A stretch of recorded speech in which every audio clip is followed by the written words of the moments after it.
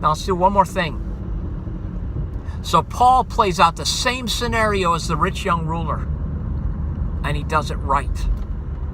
He says, so I want to tell you one more thing about confirmation camp. So we're in confirmation camp, and these students are asked to give their prayer, their presence, their gifts, their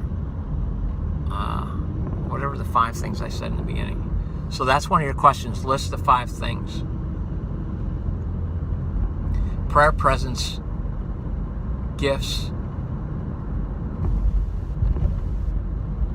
witness, service. That's the 5th one. Prayer, presence, servants, gifts, service, and witness. So we're watching this movie. One of the things we're doing is this idea of witness. So we're watching this movie called Into the Spear, and this native, or this very ancient, or like uncivilized tribe in the Amazon. They're the most violent people on the earth.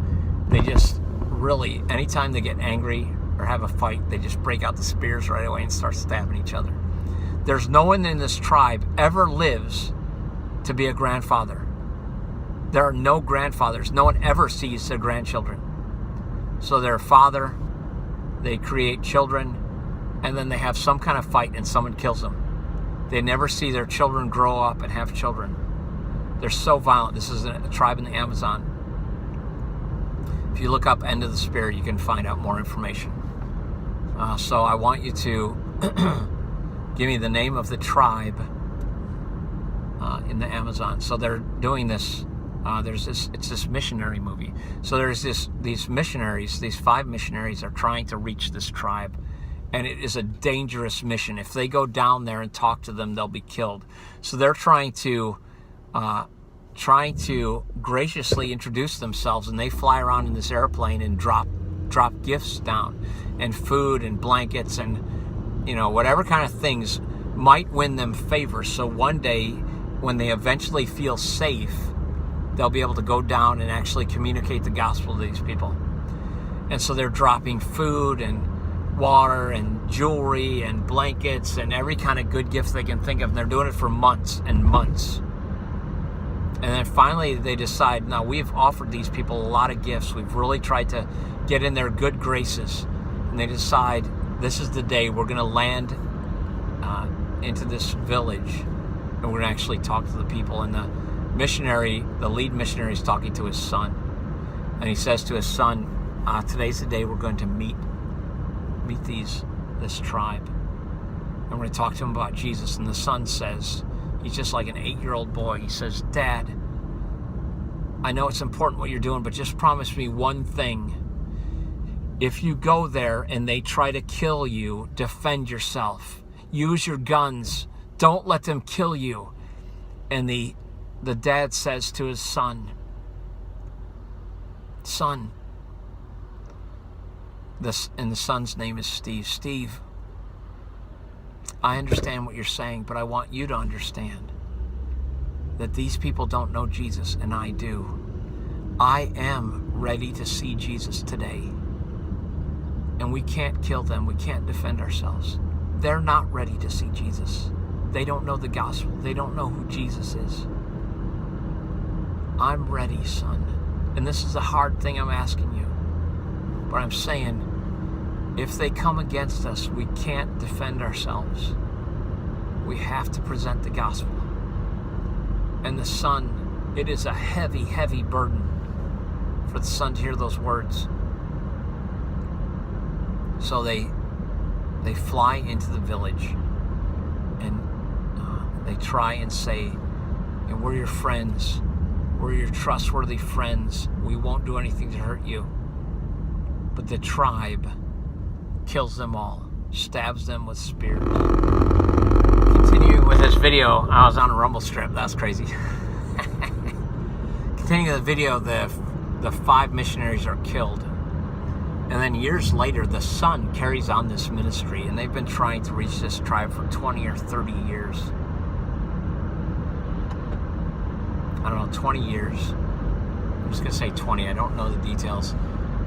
Tell me if you can look up on Wikipedia, End of the Spear, find out the story and how the chief's name and how long it had been since they've been introduced to the gospel, how long they had worked before this chief accepts Jesus. So one day, the son, they finally convinced this tribe to let them come in and talk, that they're friends. They've been faithful for 20 years. Even after missionaries were killed, the son now is returning, and he's going to talk to the chief. And he goes to the chief, and he's talking to him, and the chief says, this is where it happened. This is where your father was killed, and I was there. And he's just like Paul. When Stephen is stoned to death, Paul says, let me hold your coats, because you men, you want to be able to really chuck these rocks hard. And those coats, they're going to slow down the speed of your pitch. Why don't you take off your coat so you can really get a good chuck of these rocks and really clonk Stephen in the head and kill him pretty fast. So Paul is holding the coats of those who are stoning Stephen to death. And this chief now is meeting with Steve Saint. And Steve is gonna bring him the gospel message. And the chief says, I was there when your father was killed. And I was there holding their coats. They were stabbing these missionaries to death, and I was standing there watching, just like Paul. He doesn't say that, but it's exactly the same thing that Paul had stood and watched. This chief stood and watched. And he says, this is where it happens, and you guys have been so faithful, and I've never been faithful, and I now understand that I'm a murderer, and I was one who killed your father. And his heart is broken. He's crushed. He says, I don't deserve to live. I was the one who killed your father. And he takes a spear and he gives it to Steve and says, you need to kill me now. I am not worthy. I'm crushed. I'm destroyed. I understand who I am. And you've been doing nothing but be faithful. And he ends up holding out his arms, and he looks just like a cross. He looks just like Jesus. He's holding out his arms, and he says, kill me now. I don't deserve to live. I killed your father. And Steve takes the spear and he wants to kill him. It's heartbreaking. It's crushing. You killed my father. And he takes the spear as he's ready to thrust it in his chest. And the chief is saying, he's yelling, do it. Do it. Kill me. I don't deserve to live. And Steve wants so much to push this spear through his chest and pierce his heart. And he can't do it. He knows, I can't kill you. I have to tell you about Jesus. My dad would not have wanted me to kill you if he would have wanted me to present the gospel. So, you know how emotional I get. So he's crushed and he falls down and he says, I can't kill you. And the two of them collapse in tears. And it's tragic. It's crushing. So here's a man who comes to the foot of the cross and he says, yeah, that's really cool, dude. That's really cool. Yeah, pretty cool move. Yeah, how about if I run you off the road?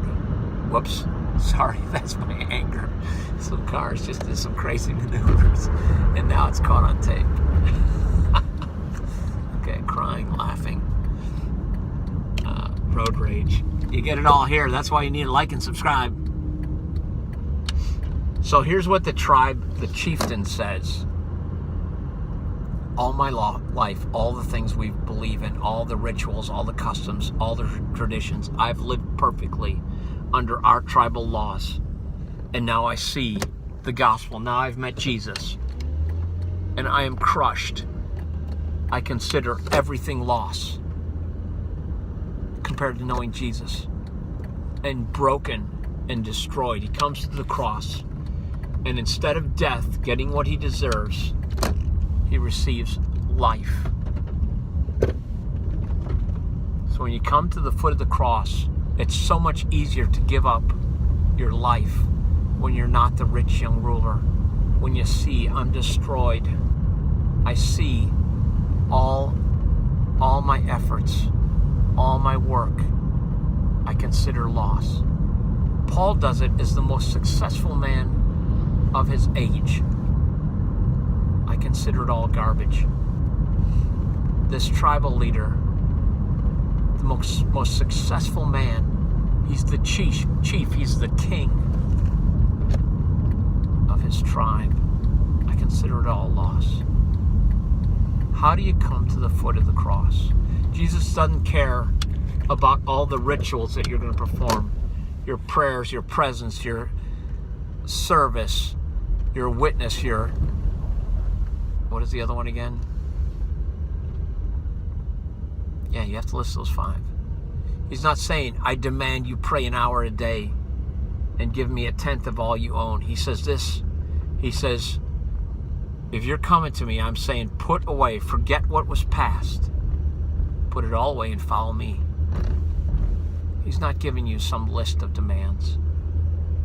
He's saying do this, follow me.